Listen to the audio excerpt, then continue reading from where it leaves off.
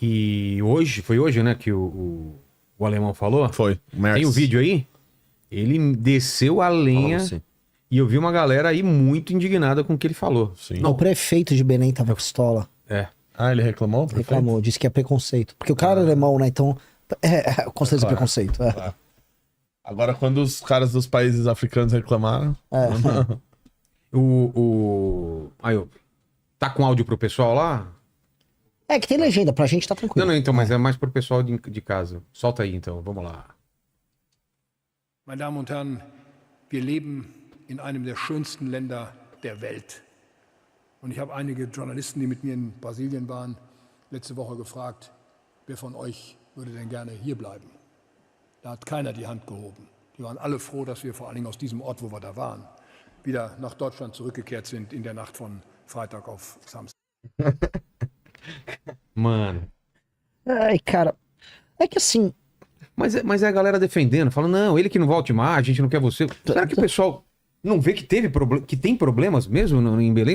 Cara, a gente só vê que não tem saneamento básico, vê uma cidade totalmente entregue, putz, a pobreza, a violência. Os caras desmataram lá pra fazer a estrada, o Trump meteu o pau, né? A gente foi lá também. É que a real, vamos colocar aqui, e essa é a real que nós brasileiros temos que ligar. As cidades do Brasil são muito feias.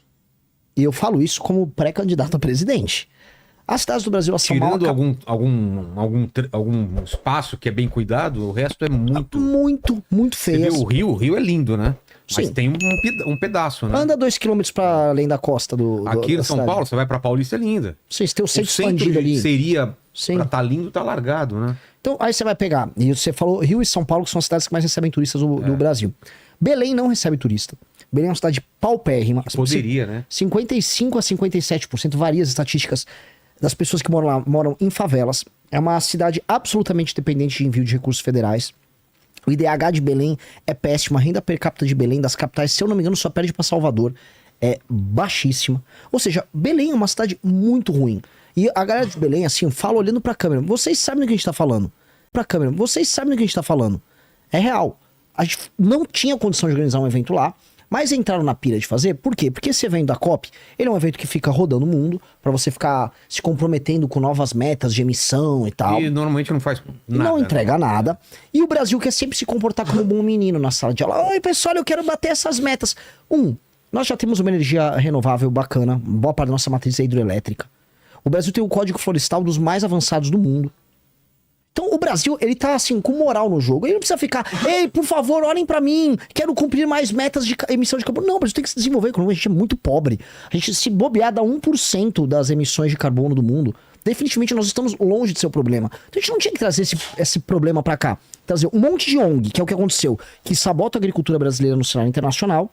E 2, ficar colocando eventos lá dentro, como vocês devem ter visto ali, aqueles índios tacando flecha, andando de tacape, falando em, não pode explorar petróleo da margem equatorial. Lógico que pode, tem que explorar o petróleo da margem equatorial. O Brasil é um país pobre. Todo mundo explora petróleo e a gente não pode. Então a gente organizou um evento, gastou acho que 4 bilhões. Foi 4 bi, Renato? 4 bilhões. 4 bilhões. 4 bilhões de reais pra passar vergonha lá fora. E que bom que foi só vergonha, porque se tivesse dado certo o evento, isso significaria que o Brasil ia se sabotar mais ainda. Que bom que foi uma vergonha. Porque, volto a colocar, se tivesse líderes internacionais e essas ONGs tivessem feito todo o barulho, tivesse vindo a Greta Thunberg, o que a gente teria no fim? Mais sabotagem à agricultura, proibição da exploração do petróleo em margem equatorial. Assim, ironicamente, pode ser que essa COP tenha sido um sucesso, esse é o ponto que eu vou colocar. Ela foi um desastre tão grande do ponto de vista organizacional e, assim, do ponto de vista político, que só vai ficar a fama de, tipo, nossa, que piada, esse lugar é uma desgraça, esse evento é uma porcaria. E pelo menos eles não passaram nada que pudesse atrapalhar a agricultura e a exploração de petróleo no Brasil. Assim, a agenda das ONGs, a agenda ambientalista no Brasil, ela foi pro saco, graças a Deus. Então, que bom. A gente tem que pegar aquela procissão do Curupira que rolou ali, com aqueles bichos andando. Pô, meu, que bom que terminou naquilo, cara. Aquilo foi a gente saiu no lucro, os 4 bi, assim, estão saindo de graça. Imagina se fosse um baita evento. Leonardo DiCaprio e Greta Thunberg impondo sanções aqui no Brasil contra a agricultura. Isso poderia acontecer, era o sonho dos caras. E você viu esses 4 bi lá? Cara, assim, o que eu vi é o seguinte, lá, principalmente em Belém, tiveram algumas obras que foram entregues. Só que o problema é que custo, né, cara? Por exemplo, tinha uma lá que é na Avenida das Docas. Era uma obra bonita até, né, Arthur? Tava bem feito. O que era? É uma avenida lá que eles mexeram na avenida inteira, tal, ciclofaixa, um parque ali no meio, um negócio assim. Só que, cara, custou 400 milhões de reais. E aí compararam com uma cidade no interior de São Paulo que tinha feito uma obra bem parecida com aquela e gastou 40. Então, assim, pra que serviu no final das contas a COP? Depois que ela foi anunciada, o governo estadual, federal e municipal começaram a fazer várias obras, querendo fazer rápido pra estar pronto na COP com contrato de emergência. Que aí não precisa ter... Exato, dispensa de licitação, etc. E aí começou a roubalheira danada, né, cara?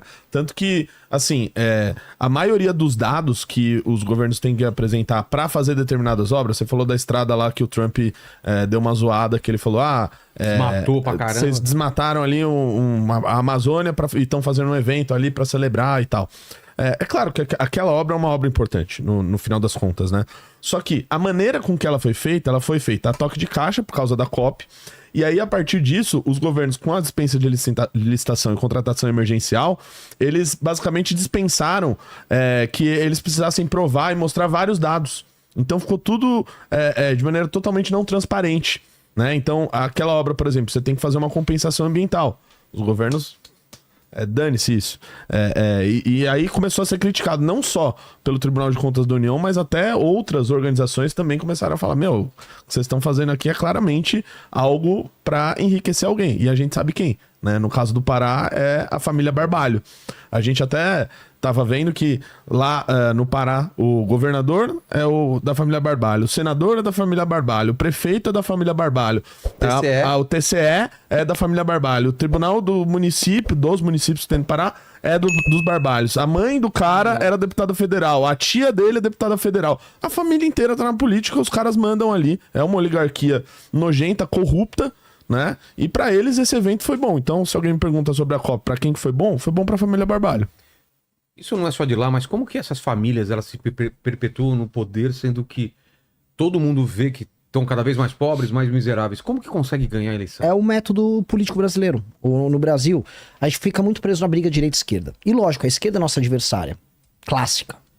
Mas o grande problema histórico do Brasil é o que a gente chama de centrão. O Barbalho faz parte, vamos dizer, é o que a gente pode chamar de família oligárquica daquilo que se convenciona chamar de centrão.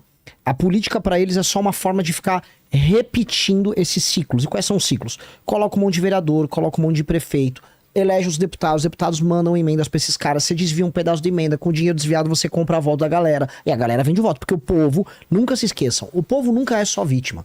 O povo, em grande medida, é cúmplice no negócio. Se alguém tá vendendo o voto, o outro compra. Se eu tô comprando é porque alguém vai vender. Então a população vende o voto também pra esses caras. A população nem consegue avaliar se o governo do cara é bom ou ruim. Em geral, a população vê, teve show do Wesley Safadão? Teve. Então beleza, pô, tá bom o governo. Tá legal. Eu tava vendo, tem uma cidade no Maranhão agora, uma porcaria a cidade, chama Bacabal. Com todo respeito ao pessoal de Bacabal. Cidade... índices horríveis e praticamente tudo, e o prefeito, ele é conhecido por comprar voto. Tem vídeo dele, da turma dele comprando voto.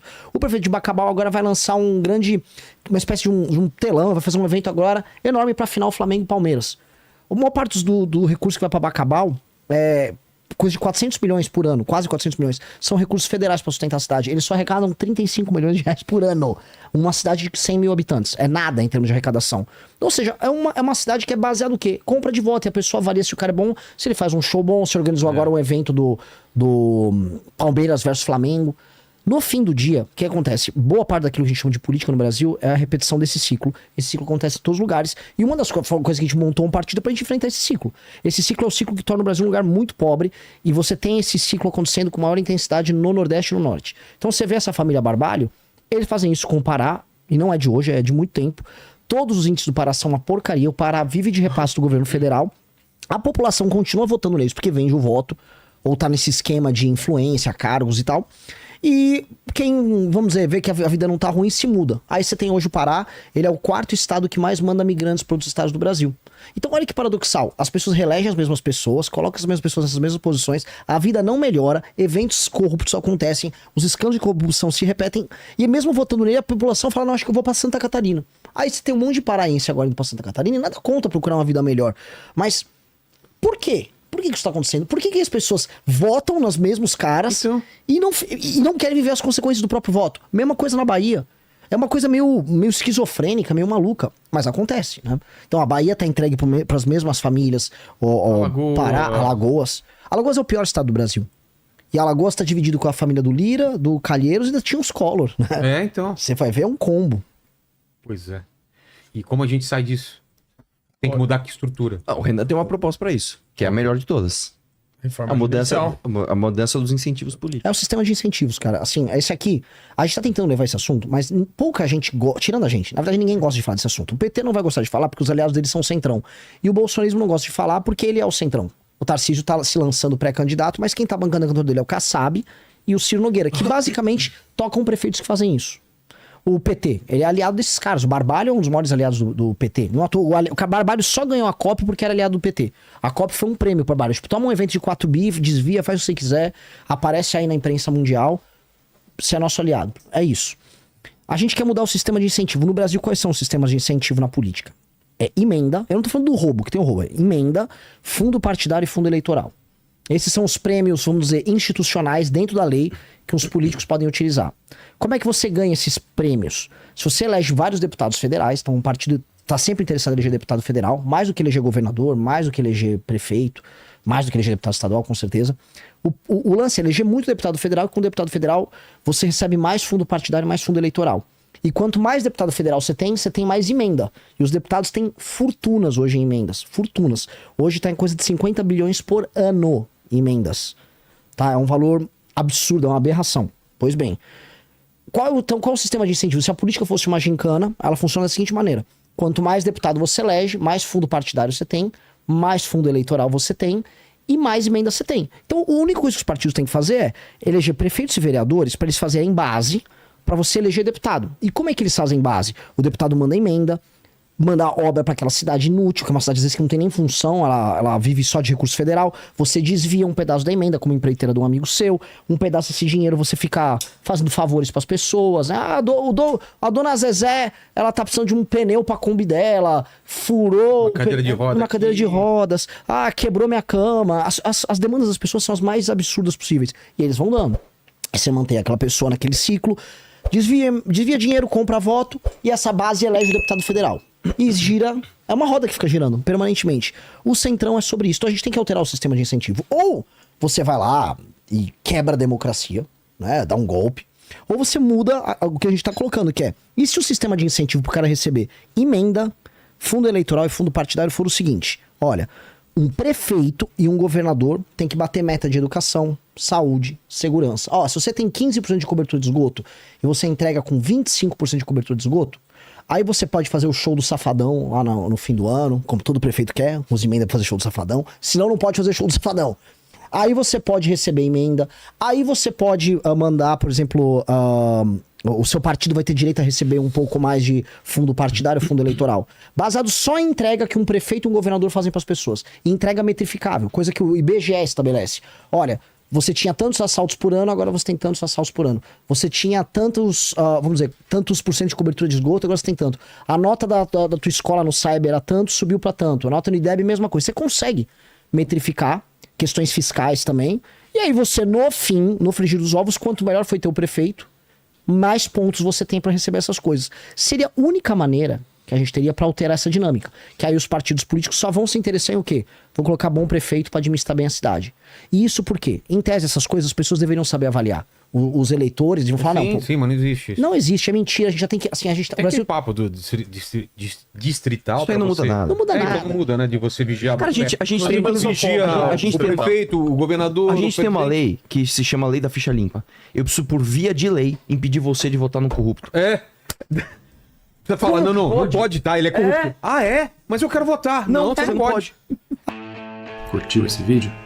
Então deixa o like e comenta aqui embaixo o que você achou. Quero muito saber sua opinião.